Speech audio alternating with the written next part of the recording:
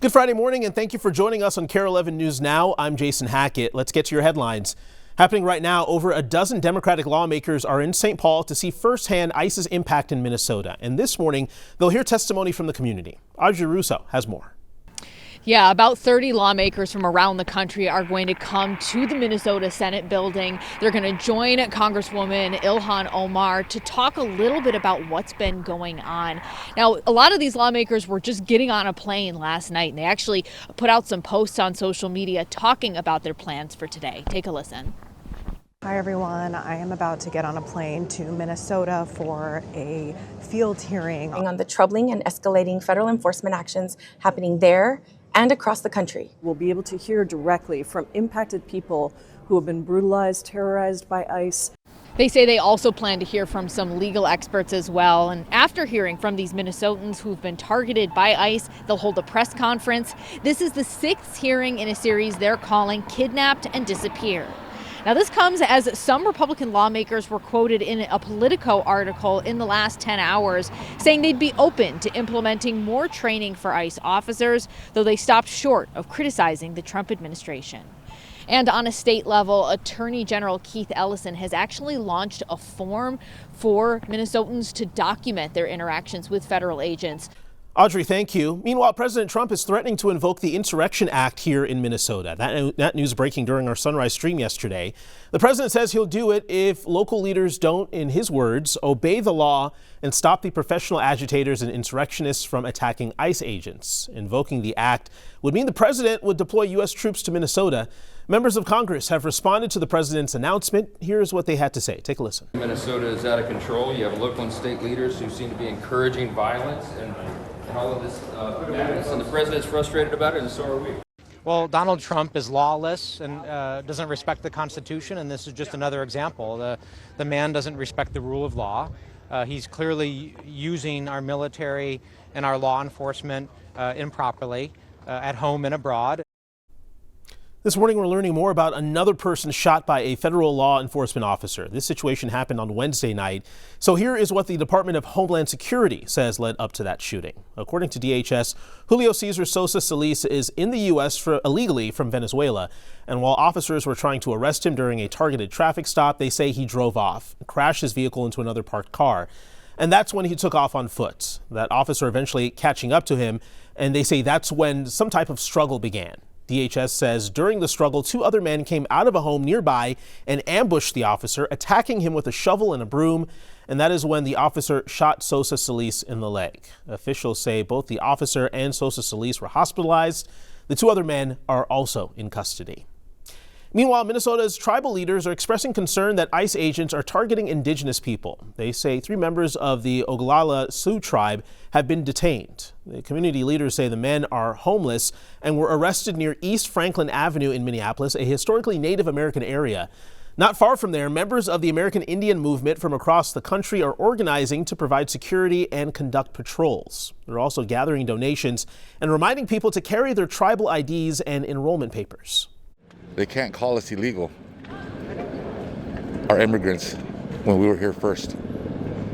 And where are you going to take us?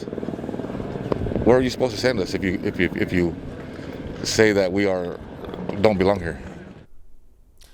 ICE has not responded to our requests about the men reportedly detained. Minnesota Senator Mary Kunesh, who is part of the Native American Caucus, says she also hasn't gotten any information from the federal government about their whereabouts. Well, this morning, we have new details into the newsroom from the shooting that killed 37-year-old Renee Good last week. The details coming from the 911 transcripts and incident reports shedding light on what happened in the moments after she was shot by a federal agent. Those recordings include a call from an ICE agent reporting shots fired and saying officers were stuck in a vehicle and confronted by agitators, and multiple calls from witnesses urgently pleading for help at the scene. MFD's report states Renee Good was found unresponsive in her car, not breathing, and with irregular pulse activity. Emergency medical service workers found Good had 2 apparent gunshot wounds to the chest, 1 apparent gunshot wound to the left forearm, and a possible gunshot wound on the left side of her head. We read EMS workers had to move her to the sidewalk to, quote, get separation from an escalating scene involving law enforcement and bystanders. They started and continued CPR before medics brought her to the hospital. We're also hearing from the attorney representing Renee Good's family, civil rights lawyer Antonio Romanucci. His firm, the same one that represented George Floyd's family, says it would pursue accountability on behalf of her loved ones. There are no criminal charges brought. This is a civil case which seeks recompense, which means money damages if it's determined that that's what's warranted. And so we have to gather an investigation much like any other investigation. We want to talk to people. We want to gather video evidence. We want to see trajectory analysis. We'd like to see the vehicle. Romanucci is also pushing back against what he calls false and defamatory online reports that have circulated about Renee Good's background. He says Good and her partner Becca have no criminal or felony history beyond minor traffic citations. This morning, we're hearing from a family in North Minneapolis who was caught up in protests following the ICE shooting Wednesday night. So Destiny and Sean Jackson, along with their 6 kids, were trying to get home when they saw the flashing lights ahead of them. They tried to get around it, but still eventually ended up in the middle of law enforcement and protesters. They say when tear gas and flashbangs started being thrown, several ended up near and under their car, setting off the airbags and leaving their family breathing in the chemical gas. Destiny says their youngest, just 6 months old, appears to be unconscious when he was taken out of the car. And he was the last person to come in.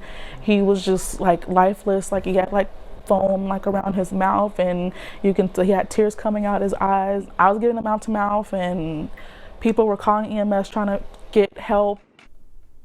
The family says physically they're okay, but mentally they say things are tough for them right now. They say it'll be tough to replace that vehicle. We have ways to help them over on KARE11.com. As this story develops, you can find our continuing coverage on air, online, and streaming right here on KARE 11 Plus.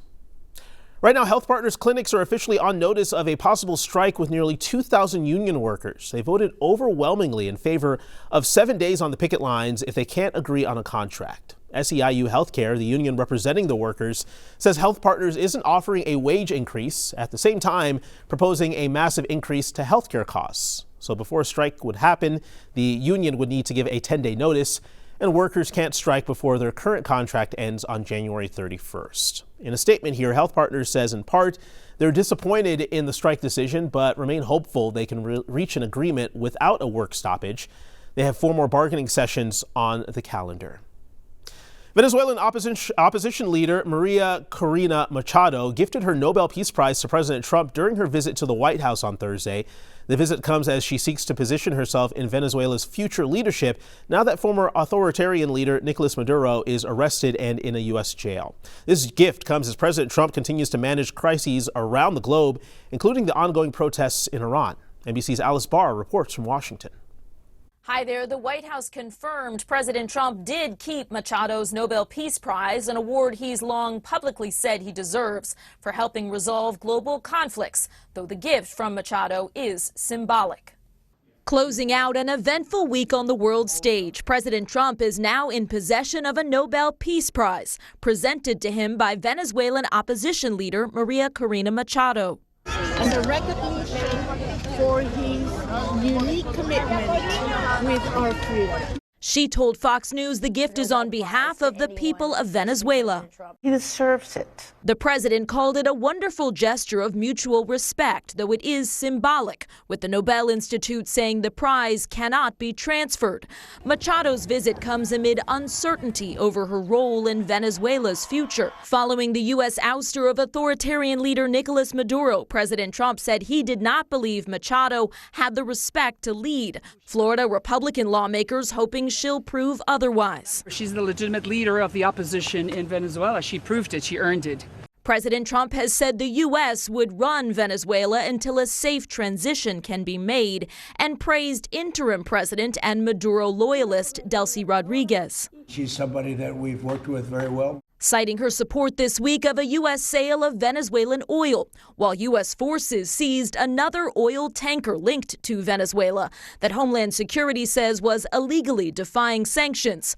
All that as President Trump is closely monitoring tensions in Iran, noting the Iranian regime backed off planned executions of protesters after the president warned the U.S. could take action.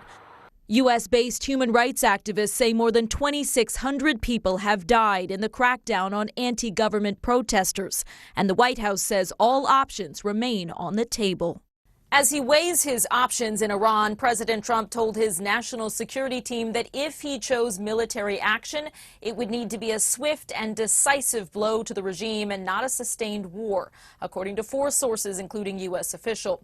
U.S. forces evacuated from a base in Qatar amid Iranian threats to retaliate if the U.S. strikes.